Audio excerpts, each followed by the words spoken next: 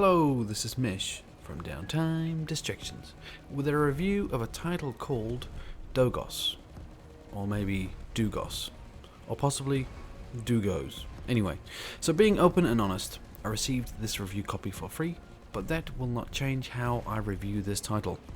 So what is this game? It's a single player top-down arcade shooting game. So it has 14 levels to progress through, 4 levels of difficulty, 2 game modes. One is an open fly mode where you can choose the direction you want to go in. Another one is a kind of a tunnel mode where you're channeled through a canyon and you just have to twitch react to the location you're heading in. The story goes, 50 years ago the Earth was invaded by a race of biomechanical beings, and the humans nicknamed them Xenox. So obviously you have to fight them to obviously save the world. So this is coming at a price of $11.99 US, or your regional equivalent. It's developed by a team called OPQAM and published by Internet URL SA. So previous titles from these developer was a title called Project Root, which received very mixed reviews on the Steam store. So let's have a quick look at the menu system and see how that stacks up in comparison to other titles. Okay, so let's have a look at the options menu. So let's go in here, options and video options, and this is what we have. Resolution options and full screen, yes or no. So clearly a lot missing in here. Even though it is a very simplistic looking game and hardly overcomplicated, but still we could do with a lot more options in here, as people have varying degrees of machine setups and they sometimes need to tweak this stuff. So a lot missing in here, but moving on. So audio. Good to see they've got a few different volume options, but I will say it is very annoying that you have to, with the mouse, click through like that. But yeah, I guess it does work, it's just a bit frustrating. And controls, this is very finicky. When you swap between them, it sometimes doesn't save, sometimes you need to close the game and reopen it for it to work. And I guess this is another topic, but the keyboard and mouse does not function well at all. I'm using the gamepad, and that is, I guess, functional, but very finicky. But the keyboard and mouse, I tried it and I tweaked all the settings in here. I could not get it performing how I wanted it. I just gave up on it in the end. It was not an enjoyable experience using the keyboard and mouse in this game at all. But yeah, that is about it for the options menu. So not a lot in there. Missing, I guess audio is okay, but yeah, a lot missing out of video, and the controls need a lot of work. Quite buggy in the setup, and also, as I say, the keyboard and mouse is not good. Okay, so let's move on to, I guess, a summary of graphics, audio, gameplay, and then an overall summary of the game.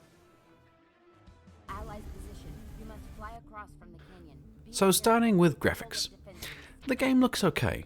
The units are quite original. It looks like they put a lot of effort into the design of them. The environment design is okay. The textures are okay as well. Some of the explosions and weapons look quite nice. This could be classed under gameplay or graphics. It depends how you classify it, but visually there's a lot of spinning within this game for the combat. That made me feel quite nauseous. So there's something visually, the game obviously sets off people's motion sickness, unfortunately. Not for everybody, but definitely for me. And obviously looking at the older game as well that they produced, people mentioned the same thing with their title too. So, but visually the game, it's okay. I mean, it doesn't stand out for any particular reason. It's just very functional. And moving on to audio. Audio has a few positive points. We have a narration and some voice acting. But neither the script or the voice acting stands out. They get the message across of the situation you're in, but they don't build on it enough that you actually care for the characters or the situation. The sound of the units and the weapons, they all seem okay. But one big negative point for me, I've raised it in other games. I don't know why people always overlook this, but the lack of, I guess, a noise of propulsion with your ship. For the most part of the game, you're, I guess, in control of your direction. and propulsion, and there is no sound of that. So you're sitting in a still state, and you progress in a certain direction. There's no sound to your ship. For me, that's a basic thing to actually give you the sound of the propulsion, the sound of movement, even just the wind whistling around your ship or something. And yet with this, there's nothing. There's no engine, there's no boost, there's no turbine, there's nothing. So that's always a gripe for me, and it just really irks me. For the music with this title, it's also, I guess, it's just very nothing. It doesn't really add anything. It's okay, but it's just, once again, it kind of disappears into nothingness. You don't really notice it, but it doesn't really inspire any emotion as well. Okay, so moving on to gameplay. So the concept here, it's nothing new, but I found myself really struggling with this title. The keyboard and mouse is, for me, not usable. I tried a bit to get that mouse movement right, but I couldn't. It was just terrible. I had a lot more success with the game controller, but still for me, the movement didn't feel right. It felt clunky. Now, the combat itself, it is functional, but the weapons, they all feel really feeble and unimaginative. You have two basic weapons, so kind of a basic little laser, and I guess, so that's to target air vehicles, and you have a ground targeting, which is normally a bomb. And you can pick up weapons here and there as well. But that concept, I guess other games of similar genre, older titles and newer ones, they generally do this in a different way, is that you start off with one weapon and you kind of, I guess, you upgrade it as you go along. So you start off with a tiny little pea shooter, and by the end of the level you have some massive weapon like a bringer of death which is destroying everything. That really works, but for this one you choose your main weapon and your secondary weapon. I guess so, your weapon to shoot air, your weapon to shoot ground, and then you pick up, every now and again you pick up a bit of a power up where you get 3 charges of something, like 3 charges of missile, 3 charges of bombs, something. But they all kind of felt really mundane. So there's only 4 options as well per weapon, so you get 4 like basic kind of lasers, and they kind of upgrade a little bit. So you get the basic laser, then it kind of splays out a little bit, then it gets more and more. So it's very similar, and yeah, that's your primary weapon throughout the whole thing, and that's not going to change. So that for me is quite a bad point. I mean, the weapon system, it really makes the game feel really laborious, and it takes a lot of fun away. So moving on to, I guess, the actual combat with one unit on another, it often requires you to fly around in circles, and as I mentioned before, that gave me quite a bit of motion sickness. But the average combat unit, yourself versus unit, it's very rinse and repeat. I mean, there's not a lot of variation there. It's quite easy. Admittedly, there's 4 different levels of difficulty, but still, there's nothing there which really stands out. Even the boss fights, while some of them have, I guess, different abilities that you need to avoid and move around, I don't know, it just doesn't jump out. It doesn't really make it interesting. Whilst they're there, they're not very original, I should say. So the devs mentioned here as well, something which I was reading on the Steam page, that it has open world levels.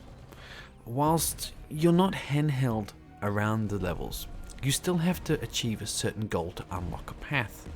So for me, that description doesn't sit right at all. I mean, that's similar to describing any game that allows you to choose a direction to go in as open world, and that's not correct. But there is a different mode, so sometimes you are, I guess, forced to go in a certain direction down a canyon. It's normally down a canyon, and you have to, I guess, twitch steer to avoid crashing. But the thing is, it's not overly enjoyable. It feels quite contrived as well. So overall, $11.99. I can't really recommend this game. There are so many games of a similar genre, new and old, that deliver this gameplay experience in a more complete package. Reading some reviews around their previous title, I believe they've fallen foul of the similar issues that had as well. Graphically and audio, I can overlook those issues. the real core of any game is the gameplay, and this one falls down in many ways. So the keyboard and mouse controls, they're atrocious. The game control kind of, the gamepad scrapes in as difficult and finicky. The menu system isn't too friendly, so if you minimize the game, it causes all sorts of weird issues. Trying to swap between keyboard and mouse and gamepad also causes issues. But really the standout negative point for me is the weapons and the weapon system and the combat. I feel that trying to progress this genre in a direction it doesn't need to go. I guess overall I found the game very dull. That I had no reason to keep playing. I have no reason to progress. I don't care about the characters. I don't care about the story. The weapons feel disappointing. There's no upgrades that I'm interested in.